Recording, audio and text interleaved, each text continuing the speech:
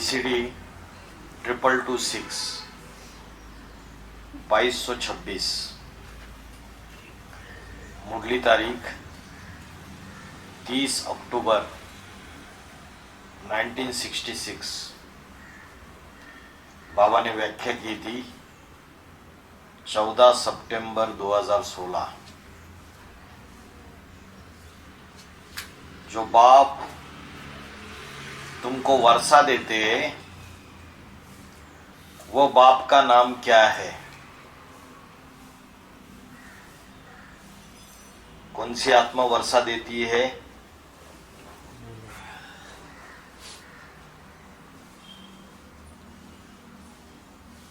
तो बोला शिव बाप। तो कहेंगे शिव बाप है हमें वर्षा देने वाला। जब राम वाली आत्मा शिव समान बन जाती है तो जो प्रैक्टिकल वर्षा जो मिलता है नर से नारायण वाला, वो ज्योति बिंदु शिव देगा या जो आदि नारायण बनेगा नंबर 1 वो देगा? आदि नारायण देगा। लेकिन जब वाणी चल रही है 2016 में, तब तो राम की आत्मा शिव समान नहीं बनी है। 2017-18 में राम की आत्मा शिव समान बन जाती है, सतो प्रधान बन जाती है। तो तब बुद्धि में बच्चों के क्या होना चाहिए? जो शरीरधारी है 2017-18 तक वो तो पति थे। शंकर जो है वो अधूरा पुरुषार्थी है। उसमें जो शिव की आत्मा कार्य कर रही है,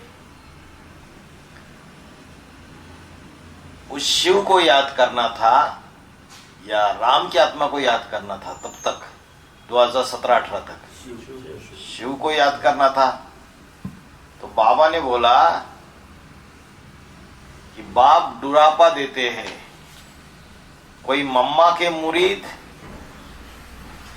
कोई ब्रह्मा के मुरीद, शिव बाबा को कोई पूछता ही नहीं है। तो 2016 में ये बात कैसे लागू होती है?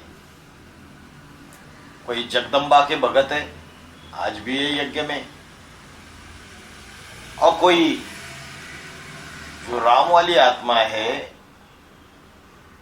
उसके भगत है।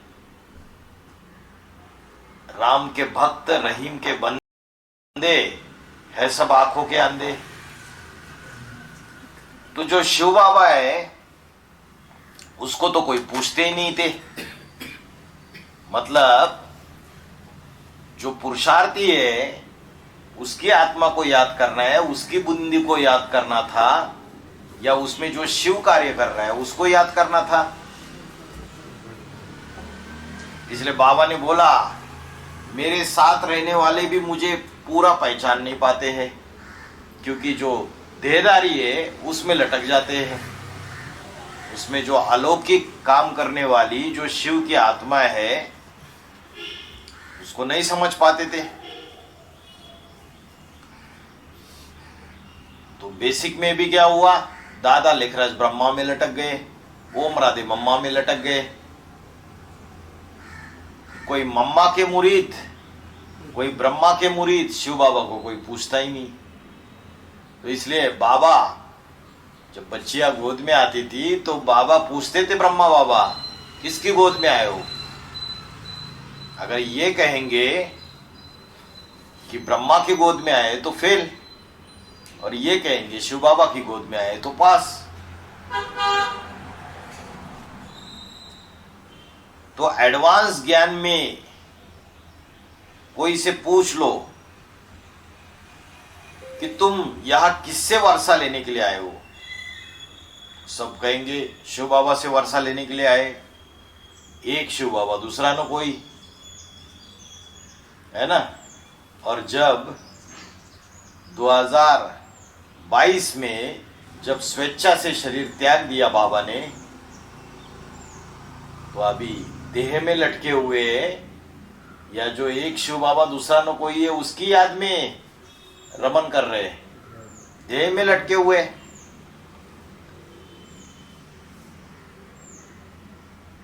ऐसे ही अष्टदेवों के लिए,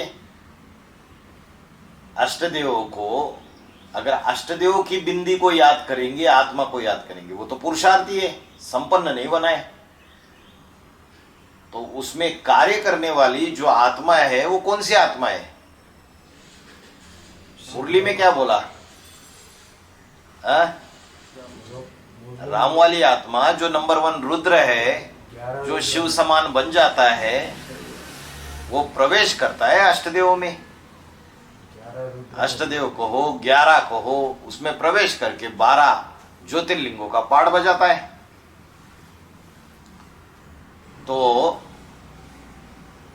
बाहर की जो देहदारी है उसके एक्टिविटी को देखना है, या उसके अंदर जो अलौकिक कार्य कर रहा है उसको देखना है, उसको देखना है अलौकिक को।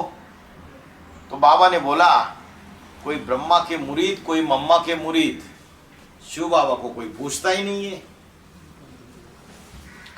अभी एडवांस पार्टी वाले, उनको पता ही नहीं कि शिव बाबा कार्य कहाँ कर रहा है।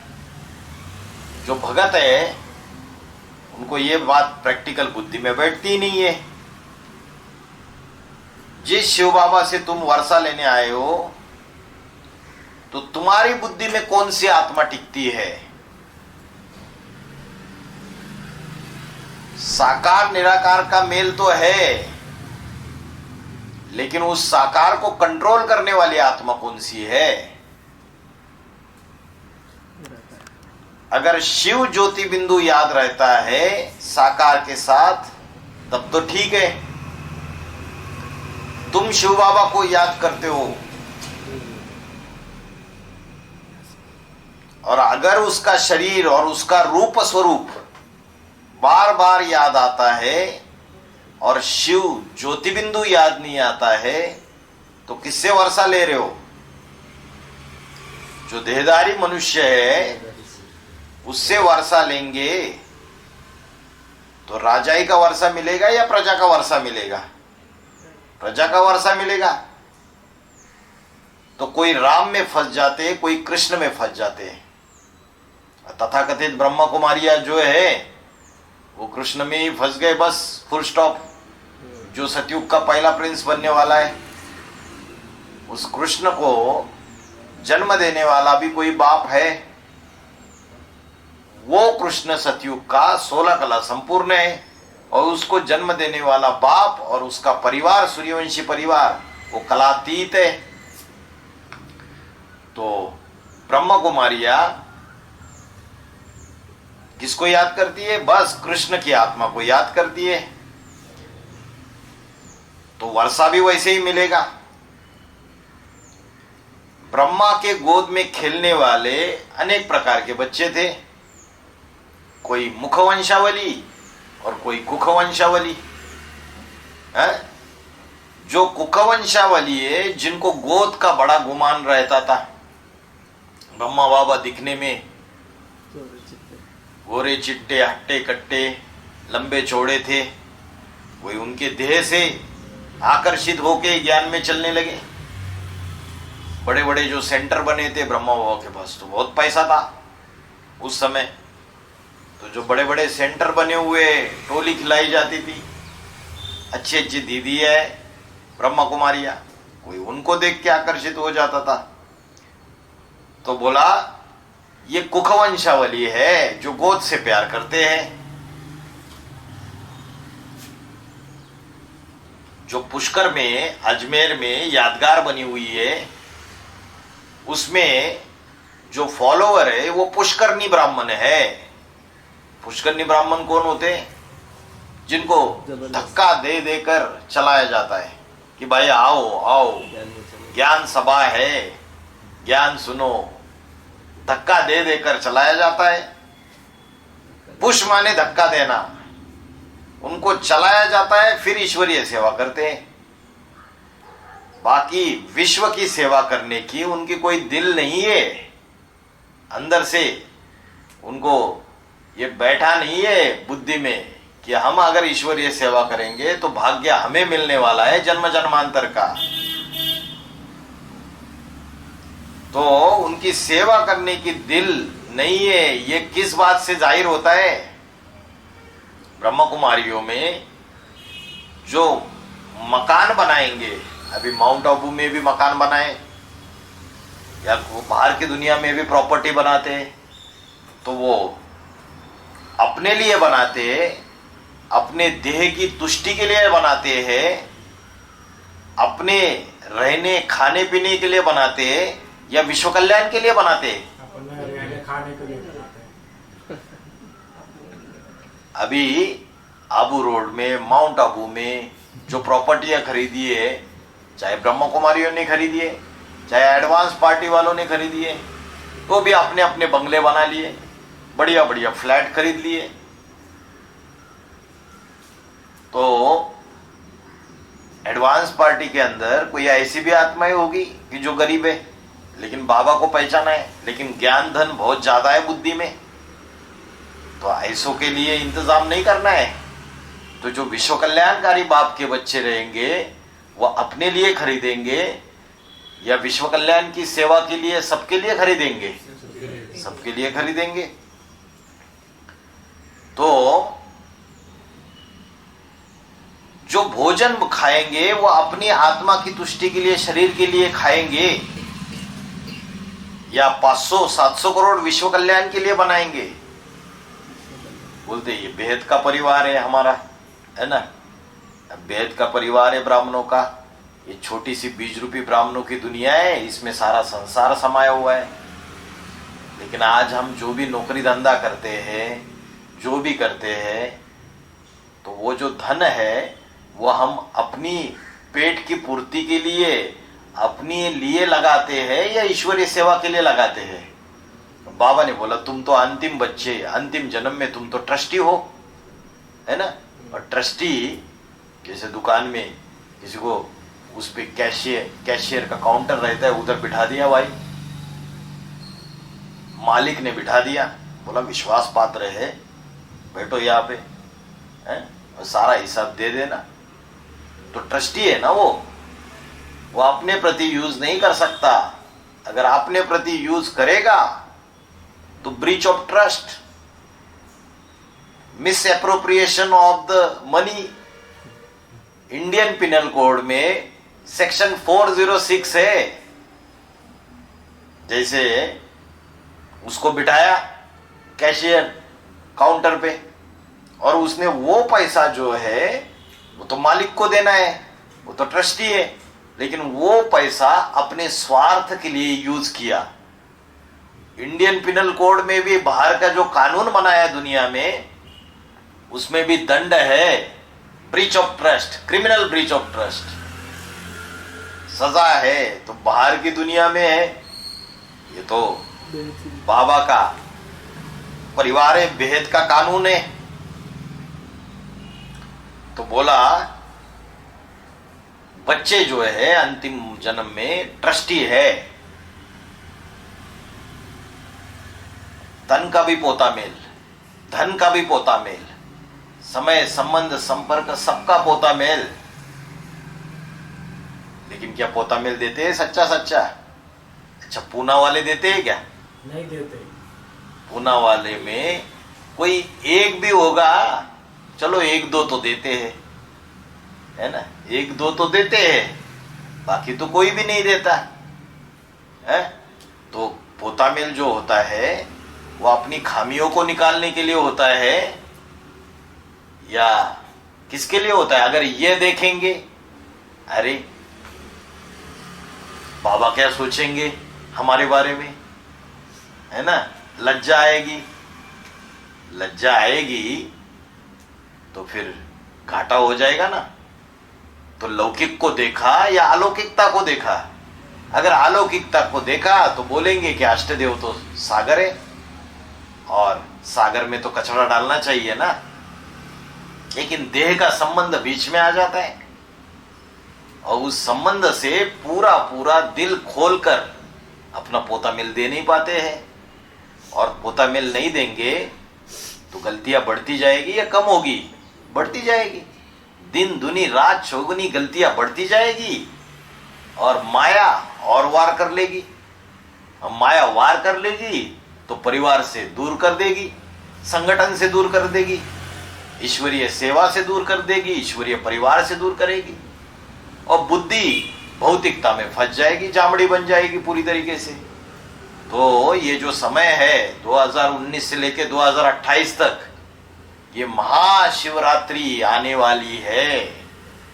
अभी भी रात्रि चल रही है, अभी गहराती जाएगी और भी ऐसी गहराती जाएगी कि अच्छे अच्छे ज्ञान में चलने वाले महारथी माया के चपेट में आके पूरी तरीके से फा हो जाएंगे, बाबा का हाथ छोड़ देंगे, साथ छोड़ देंगे।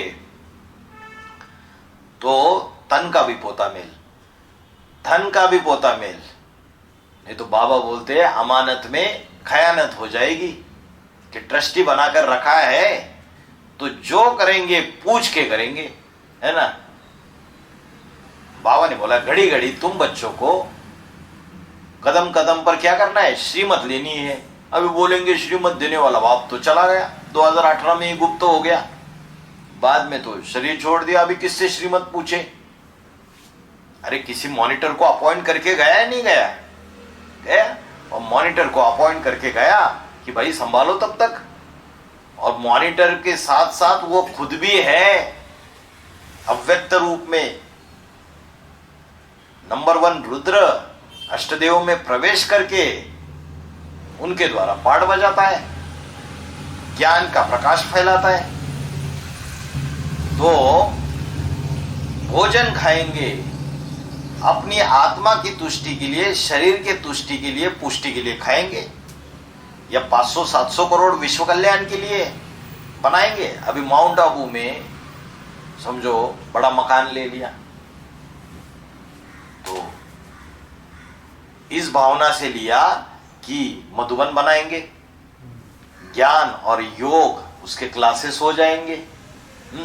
तो भारत भर जितने भी माताएं भाई लोग हैं जो अपनी आत्मा की शुद्धि करना चाहते हैं, देहाभिमान को जलाना चाहते हैं, घर गृहस्थी के कीचड़ में बुद्धि घिसती जा रही है, तो उनके लिए एक स्थान होगा या नहीं होगा?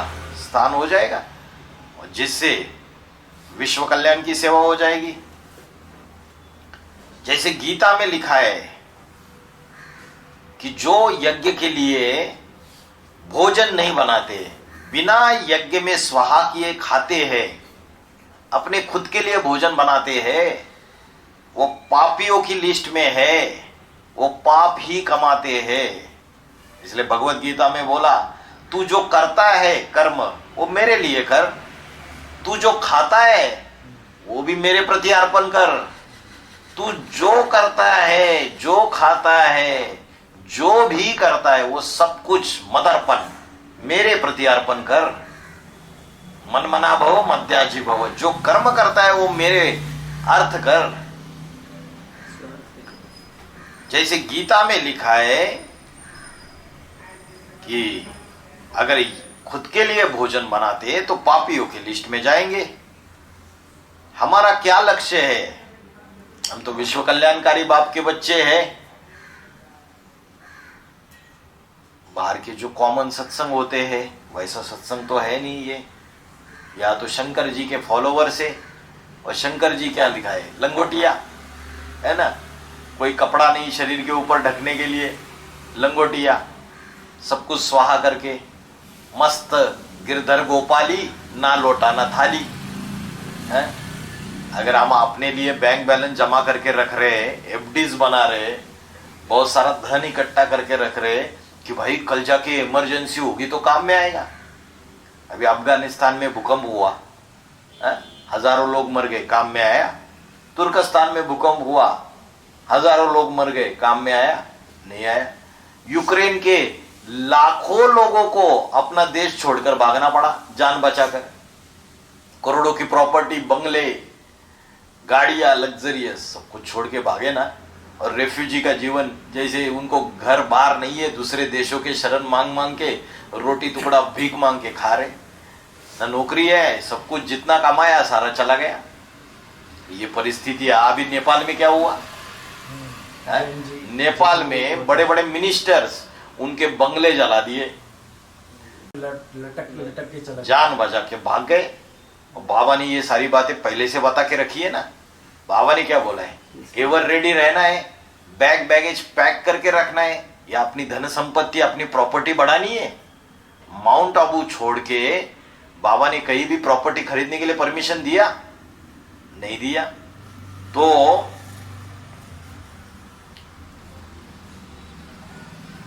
बात चल रही थी, हम विश्व कल्याणकारी बाप के बच्चे, या अपना जो देह है, देह और उसका जो परिवार है, उस परिवार के लिए हम जिंदा रहने वाले हैं या विश्व कल्याण के लिए है? देह के परिवार, उनको तो ज्ञान ही नहीं है, अज्ञानी है। परिवार में ज्ञान में चलने वाले बाप है, समझो माँ है, वो ज्ञान में नहीं चलते हैं, तो उनकी बुद्धि में तो बैठेगा नहीं। तो उनकी बुद्धि में नहीं बैठेगा तो हम रुकेंगे उनके लिए? हा? अरे बाबा ने बोला है जन्म जन्मांतर राजा बनने वाली आत्माएं, तो वो राजयोग सिखाने आए हैं, हमें राजभाग देने आए हैं, और बाद में पछताएंगे हम तो उनके लिए रुके रहे। तो उनकी बुद्धि में जब ज्ञान बैठेगा तो उनकी आत्मा का कल्याण आपके द्वारा ही होना है। तो बोला देह के जो परिवार है उनके लिए जिंदा रहने वाले नहीं है, हम ईश्वरीय परिवार के भांति है। तो दोनों प्रकार की यादगार बनी हुई है, पूर्वीय सभ्यता की यादगार और पश्चिमी सभ्यता की यादगार। पूर्वीय सभ्यता की यादगार है जगन्नाथपुरी, जहां जो भी आए सबके लिए एक जैसा भोजन मिलता है, खिचड़ी। तो पेट भरने के लिए कितना चाहिए? 2 रोटी चाहिए, है ना? तो उसका नाम पड़ा जगन्नाथ, जगन्नाथपुरी में। क्यों जगन्नाथ? क्योंकि 500-700 करोड़ का मालिक बन जाता है। तो अपने लिए सोचता है, अपने देह के परिवार के लिए सोचता है नहीं, सारे विश्व के लिए सोचता है। बाबा की जो बहन है ना, एक बहन भी है, वो वहां रहती है कंपिल के नजदीक वाले गांव में। भांजे है, बाकी परिवार के भांति है। बाबा ने कोई कनेक्शन रखा? अरे ज्ञान में चलते हैं तो चले, है ना? बाकी आत्मा का परिवार, वो परिवार ज्यादा श्रेष्ठ है, या अंतिम जन्म में जो तमोप्रधान समय के जो संबंधी है उनको ज्यादा महत्व देना है? जब सामने कोई ऐसी बात आती है और ये करे या वो करे, प्रेफरेंस किसको देना चाहिए? भेद का जो आत्मा का परिवार है उनको प्रेफरेंस देना चाहिए। तो पूर्वीय सभ्यता का प्रतीक भारत के पूर्व में बना हुआ मंदिर आज गरीबों के देश में बसा हुआ है। उड़ीसा में खाने के लिए भोजन भी नहीं मिलता है, तो उसके मुकाबले जो पश्चिम भारत में जो श्रीनाथ का मंदिर है, वहां तो क्या है, 56 प्रकार के भोग बनाए जाते हैं। कुआ बना हुआ है घी का, घी के डिब्बे उसमें उड़ेल दिए जाते हैं। जब भोग बनता है तो वो मशीन से खींचा जाता है और कढ़ाई में डाला जाता है। तो ये भोग पैसे वालों को मिलता है। पैसे वालों को जो भी है उनको ये भोग मिलते हैं। ऐसे ब्रह्म कुमारीज में भी ऐसे ही चल रहा है। और बाबा गुप्त हो गए, शरीर छोड़ दिया, तो एडवांस पार्टी में भी ऐसे ही चल रहा है। तो बोला जहां साहूकारों को बढ़िया बढ़िया भोजन मिलेगा, श्रीनाथ में गरीबों को मोया नहीं। तो बाप तो गरीब निवास बन के आया हुआ है या साहूकार निवास बन के आया है? गरीब निवास, निवास मतलब निवास माना फ्रेंड है, गरीबों का फ्रेंड बन के आया है, खुदा दोस्त गाया हुआ है। तो साहूकार साहूकारों को सपोर्ट करेगा और गरीब गरीबों को सपोर्ट करेगा। तो बात क्या चल रही थी? माता पिता की, भेद का बाप, आत्माओं का बाप, जो सदा काल शरीर रूपी पुरी में रहते हुए भी आराम से शयन करता है, वो कौन बाप है? शिव बाप है ना। 2016 की वाणी चल रही है। वो गरीब निवाज है और जिसमें प्रवेश करता है वो जन्म जन्मांतर का बड़ा राजा बनने वाला है। बड़े राजा के संस्कार है, साहूकार के संस्कार है। और राजा जो राम की आत्मा है, राजाओं के लिए क्या कहा? आधा में जाम आधा में रैयत। आधा में जाम आधा में रैयत मतलब क्या? मतलब जितना भी धन राजा के पास आता है उस धन में से आधा धन, आधा हिस्सा राज परिवार खाता है। उनके लिए बड़े बड़े किले बनाए जाते हैं, बड़े बड़े महल, माड़िया, अटारियां बनाई जाती है, सुंदर सुंदर भोग खाए जाते हैं। अभी ज्ञान में कैसे टैली करेंगे इस बात को? संगम युग में शूटिंग होगा या नहीं होगा? जो सब कुछ अर्पण करके आते हैं, ईश्वरीय सेवा में सरेंडर हो जाते हैं, उनको ज्यादा फैसिलिटीज मिलेगी या जो बाहर बाहर रह रहे उनको ज्यादा फैसिलिटीज मिलेगी?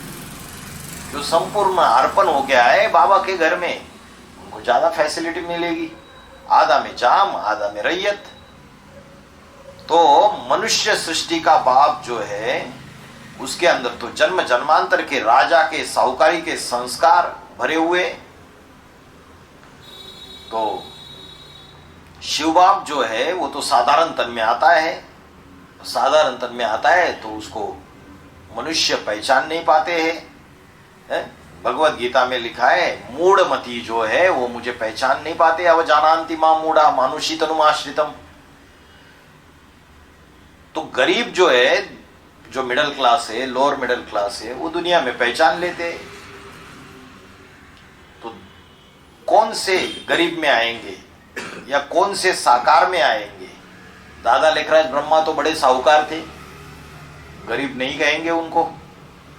बड़ा जोहरी था और राजे रजवाड़ों के बीच में जाके हीरे का व्यापार करते थे। तो उनको तो मैं साधारण तन में आता हूं, मैं गरीब साधारण तरीके से आता हूं, ये बात तो साबित होती नहीं है।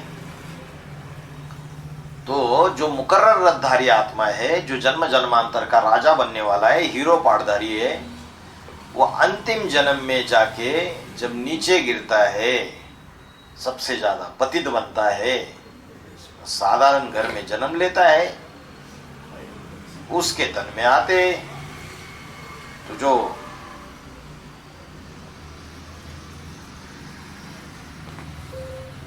दुनिया में तो ये रूल है कि जो जितना ऊंचा उठता है वो उतना ही नीचे गिरता है। तो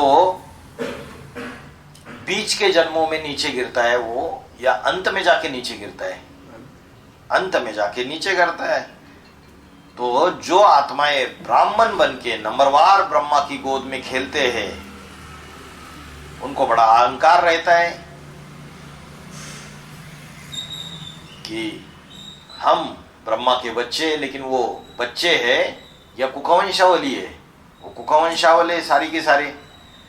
भगवान बाप जब आता है धरती पर तो कौन सी प्रॉपर्टी देता है बच्चों को? ज्ञान धन देता है।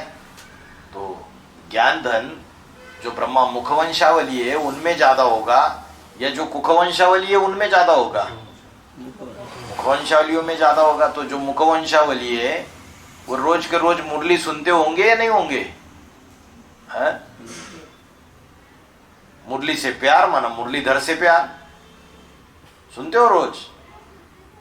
मैं सुनता हूँ। हाँ, बाबा ने बोला रेगुलर पंक्चुअल होके, एक दत्त चित्त होके, एकाग्र चित्त होके, दूसरे काम नहीं करने उस समय। 1 घंटा रोज मुरली सुननी चाहिए।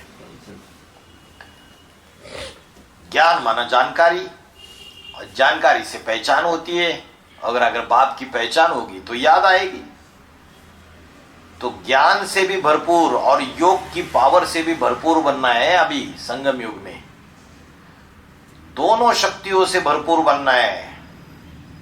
तो ऐसी पावर धारण करनी है जैसे शिव के अंदर ज्ञान का अखुट भंडार है, और वो ज्ञान का अखुट भंडार सारा का सारा राम वाली आत्मा धारण करती है। और राम वाली आत्मा के बाद अष्टदेव धारण करते हैं। तो ऐसा अकूट भंडार, तो वह अकूट भंडार इस सृष्टि पर जब आता है तो नंबर 1 जो राम की आत्मा है उसमें ही क्यों आता है?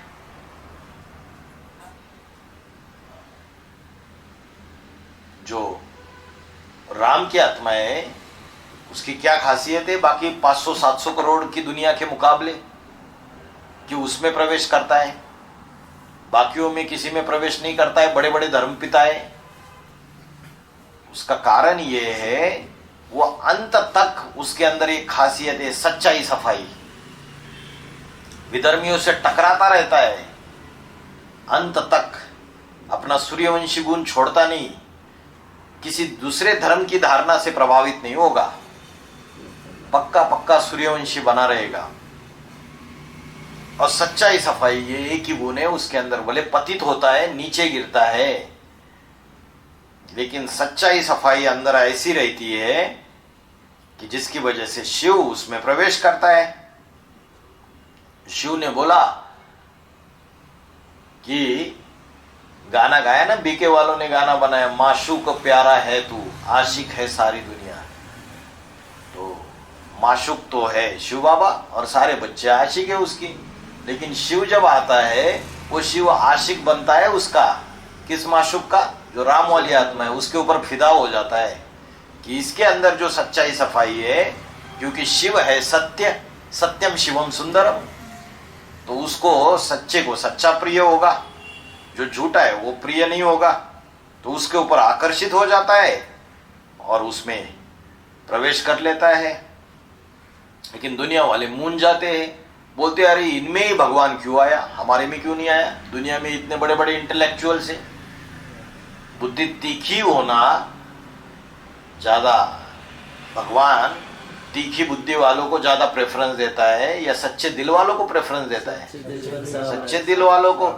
वो बुद्धिमानों की बुद्धि है, और जो सच्चाई से उसके सामने अपनी बुद्धि को सरेंडर कर देगा उसको प्रेफरेंस देंगे। तो बोला वो अकूट भंडार इस सृष्टि पर जब आता है तो नंबरवार क्यों बन जाते हैं? ज्ञान का अकूट भंडार शिव आया, वो तो कोई पार्शलिटी करेगा नहीं, फिर नंबरवार क्यों बन गए? कोई अष्टदेव में आ गया, कोई 108 में आ गए, कोई 1000 में आ गए, कोई 16,108 में आ गए, दास दासी बन गए, है ना? कोई दूसरे दूसरे धर्मों में कन्वर्ट हो गए, क्योंकि जो और धर्मों में कन्वर्ट हुई आत्माएं वो भारत में आई और ब्राह्मण बनी। जब वो आई यहां आके ब्राह्मण बनी तो उनके अंदर कमजोरियां है ना, जन्म जन्मांतर की, पिछले जन्म में जिस जिस धर्म के संस्कार पड़े हुए वो कमजोरियां अंदर है।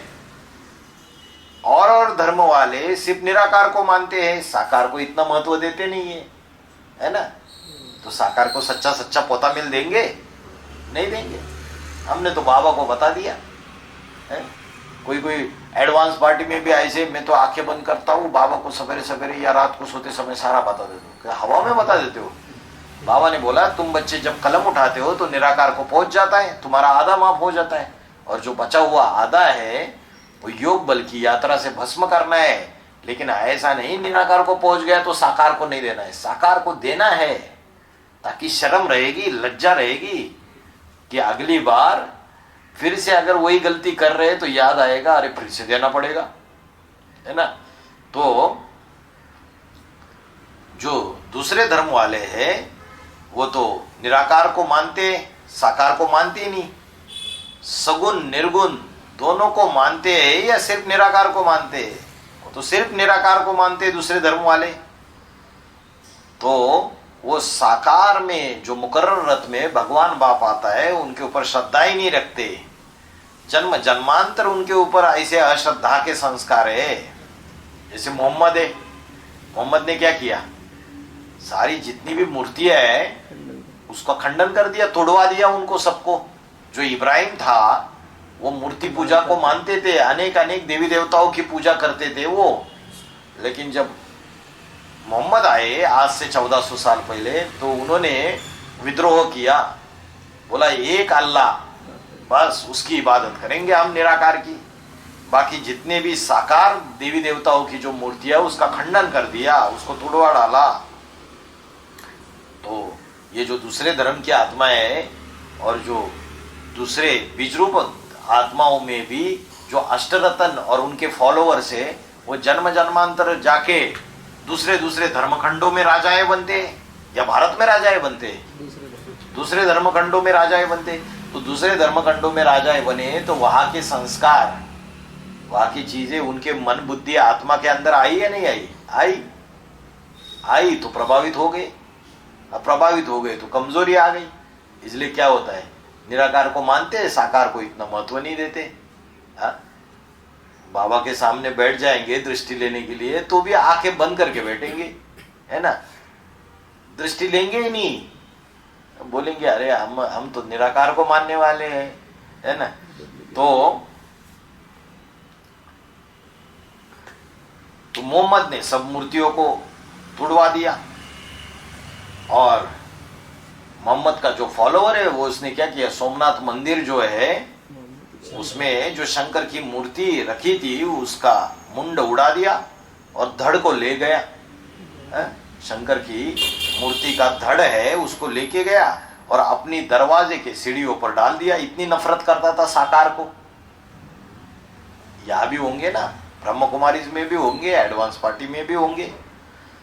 वो जब भी उन सीढ़ियों से चढ़ेगा तो पांव रखकर चढ़ेगा, है ना, और उतरेंगे तो पांव रख के उतरेंगे। तो सारी दुनिया जो है, ये जितने भी मुस्लिम है या विधर्मी है, वो किसकी औलाद है? जगदम्बा की औलाद है। वो दीति है, और दीति जो दैत्यों को पैदा करती है, चंद्रवंश से ही इस्लाम निकले, बौद्ध निकले, क्रिश्चियन निकले, सारे के सारे। तो अरे कुछ चित्र देखा कि नहीं देखा जगदम्बा का? जब महाकाली का रूप धारण करती है तो शंकर की छाती पर पांव रखकर खड़ी हो जाती है ना, ग्लानि करती है, अभी भी ग्लानि कर रही है ना। पुरुषार्थी जीवन में वो इतनी ग्लानि कर देती है? कई बार तो ऐसी बात फैला दी, अरे बाबा तो इस्लामी है ना। तो जो सुनेंगे उनके तो अनिश्चय हो जाएगा या नहीं हो जाएगा। तो महाकाली का काम ही है, उसको काम है विनाश का। शक्तियों को क्या कार्य दिया? विनाश का कार्य दिया। तो शक्तियां कौन सी शक्तियां?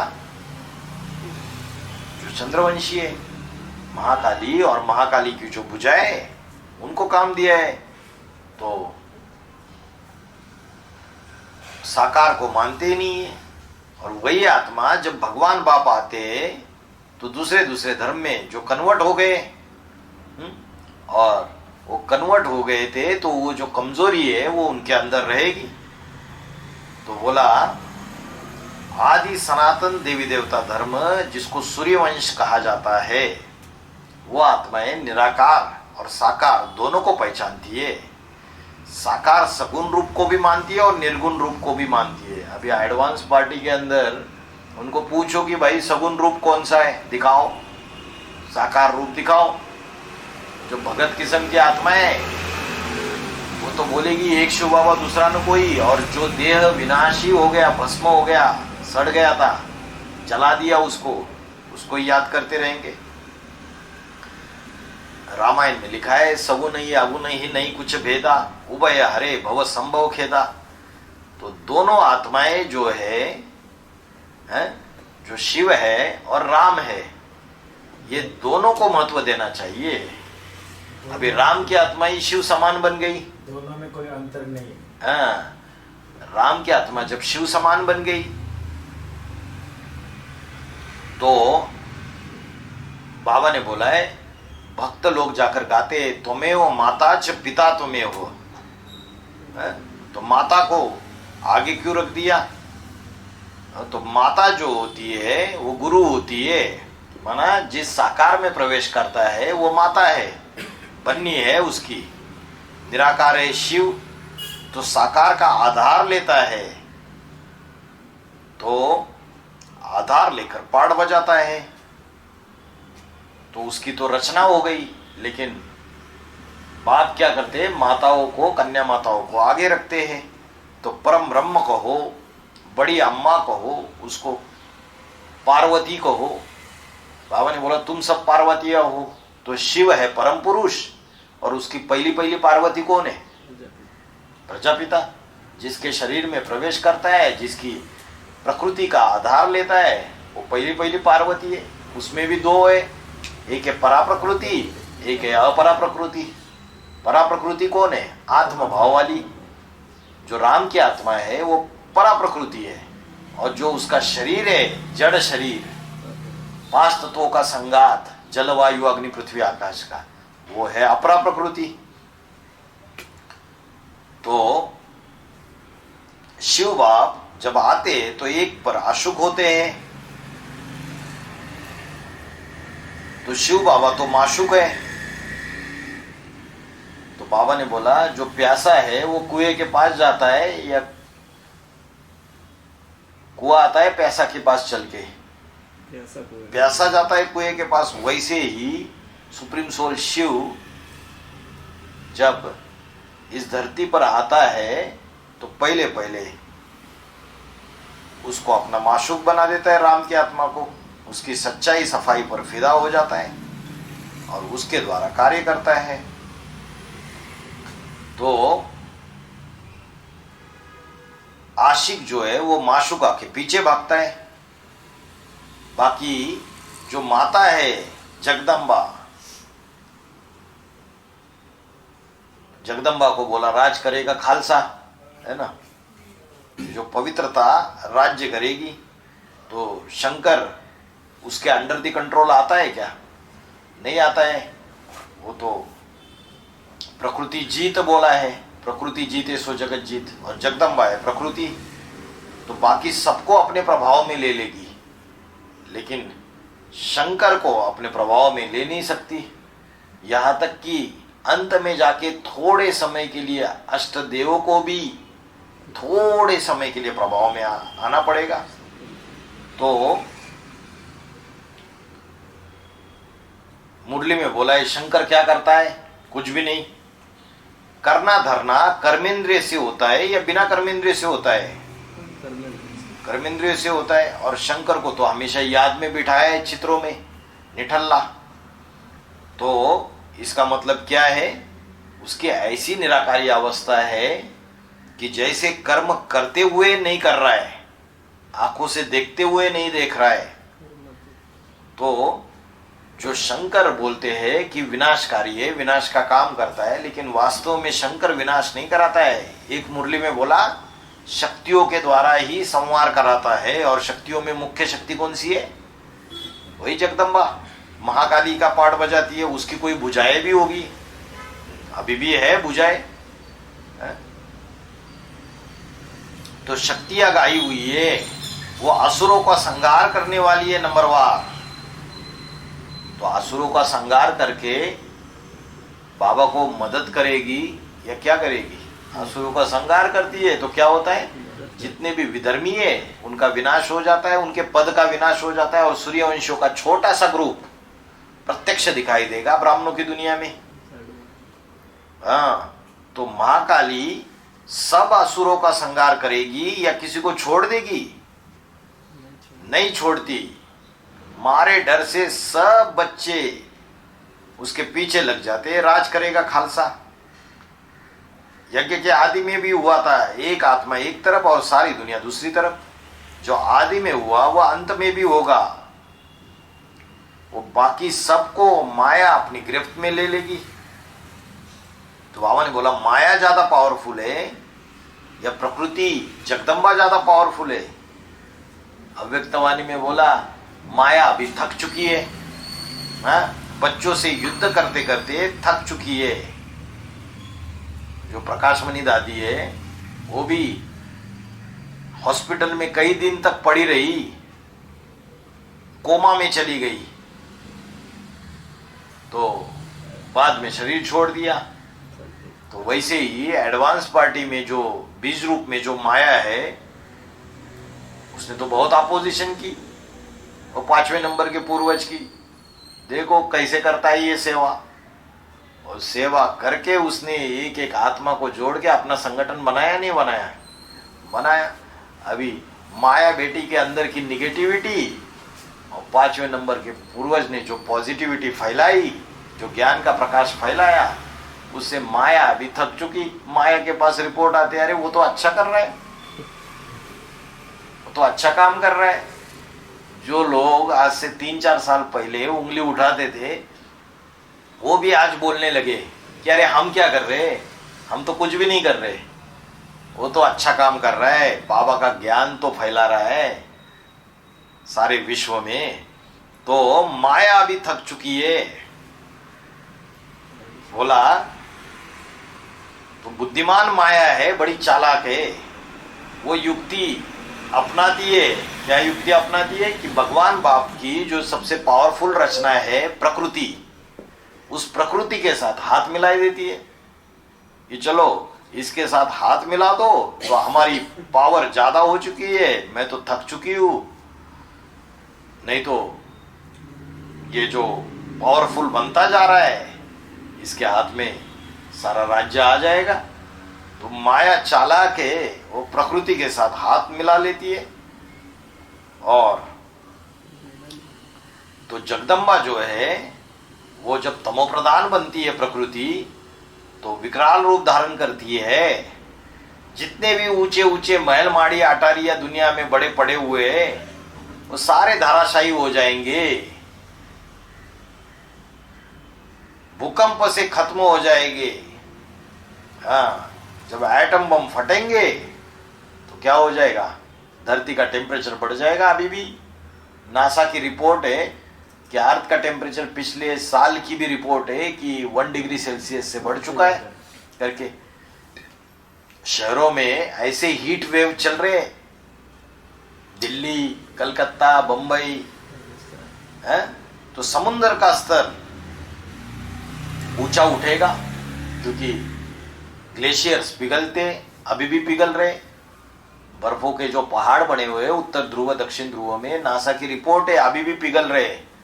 और नासा की रिपोर्ट के अनुसार 6-8 साल में बंबई, कांडला, विशाखापट्टनम जितने बड़े बड़े शहर हैं जो समुद्र के किनारे बैठे बने हुए आइलैंड से, वो सारे के सारे समुद्र के अंदर चले जाएंगे। तो समुद्र का स्तर ऊंचा उठेगा, उससे जल स्तर बर्फ पिघलने से। और समुद्र का जो पानी है वो एटम बम जब फटेंगे तो उसकी गर्मी से समुद्र का पानी बॉइल्ड होने लगेगा और उससे ढेर सारी भाप बनकर उड़ जाएगा ऊपर और मूसलाधार बरसात होगी। इतना पानी समुद्र का ऊपर उठेगा जलस्तर कि बड़े बड़े जो धर्मखंड है, चीन, जापान, यूरोप, अमेरिका, दक्षिण अमेरिका, अरब, अफ्रीका, ये बड़े बड़े महाद्वीप जो है वो समुद्र में समा जाएंगे। महाप्रलय होगा दुनिया में। शास्त्रों में बोला है, शंकर ने जब तीसरा नेत्र खोला तो सारे सृष्टि में महाप्रलय हो गया। अभी के समय की यादगार है। तो महाकाली जगदम्बा जो है उसके गिरफ्त में सारी दुनिया आ जाती है। उसको सहयोग देने वाली कितनी देवियां है? महाकाली को सहयोग देने वाली कितनी देवियां है? 9 देवियां है। अभी नवरात्र चल रहे और नवरात्र चल रहे तो उनकी पूजा हो रही है जोर शोर से। भगत लोग तो जागरण करते हैं, नाच गाना, गाना बजाना इसमें ही रहते, लेकिन उनको असलियत का पता नहीं कि गहराई में क्या होता है। बाबा ने बोला 9 देवियों में देवी वास्तव में एक ही है। कौन है? ओम राधे मम्मा। वो 9 कन्याओं में प्रवेश करके 9 देवियों का पाठ बजाती है, जिसकी यादगार बनी हुई है दुनिया में। और दशहरे के पहले उन 9 देवियों की पूजा होती है। तो बोला जब बेसिक ज्ञान दिया गया ब्रह्मा बाबा द्वारा, तो जो 9 देवियां थी उनकी जनमानस के द्वारा जितने भी फॉलोअर्स थे ब्रह्मा कुमारी में, उन्होंने बहुत पूजा की, बड़ा सत्कार किया उनका। तो ब्रह्मा कुमारी में होता है तो एडवांस पार्टी के अंदर भी 9 देवियां होगी कोई। तो बाबा ने बोला उन देवियों की पूजा करते हैं।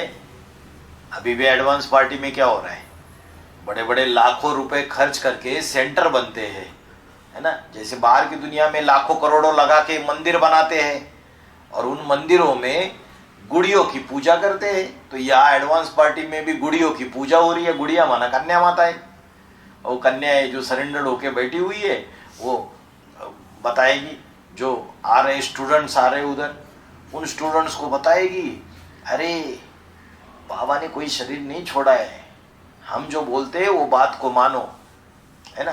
तो इंचार्ज बहन बोलेगी तो उनके जो देवियों की पूजा करने वाले जो भगत है वो बोलेंगे, हाँ अभी इंचार्ज बहन की पहुंच कहाँ तक है, कहाँ तक, दिल्ली की जो एक छोटा सा VV5 बना हुआ है वहाँ की एक सबॉर्डिनेट बहन है, वहाँ तक पहुँचे, मुल्ला की पहुँच मस्जिद तक।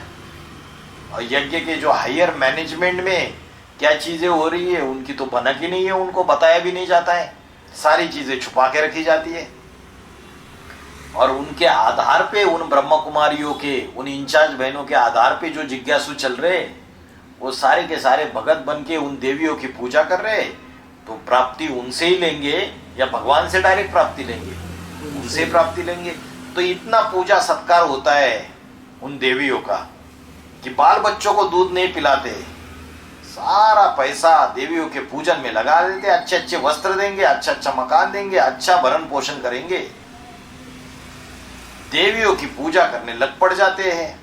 तो बेसिक ब्राह्मणों की दुनिया में भी होता है और एडवांस पार्टी की दुनिया में भी होता है। और फिर क्या करते हैं, जब ज्यादा उन देवियां वो जिनकी पूजा की और बाद में जब एहसास हो जाता है, अरे ये देवियों ने तो हमारा पद नीचा कर दिया, हमारा तो टाइम वेस्ट हो गया, सारा का सारा सच्चाई हमको पता ही नहीं चली, तो उन देवियों को डूबीजा कर देते, बुद्धि रूपी पाव से उनको लात मार देते हैं, बुद्धि रूपी पाव से उनको डुबो देते हैं।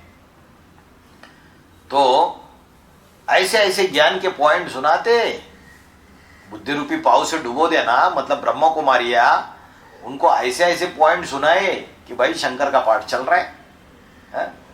तुम कौन हो, बाप आया हुआ है तो हम तुम्हारी बात माने या बाबा की बात माने जो मुरली में लिखी हुई है। ऐसे ही बाबा गुप्त होने के बाद जो स्थापनाकारी ग्रुप का मुखिया था बाबा, वो गुप्त हो गया। अष्टदेव में 4 स्थापनाकारी, 4 पालनाकारी। अभी जो पालनाकारी ग्रुप का मुखिया 5वें नंबर का पूर्वज, वो पालनाकारी ग्रुप का मुखिया वो प्रत्यक्ष होने लगा।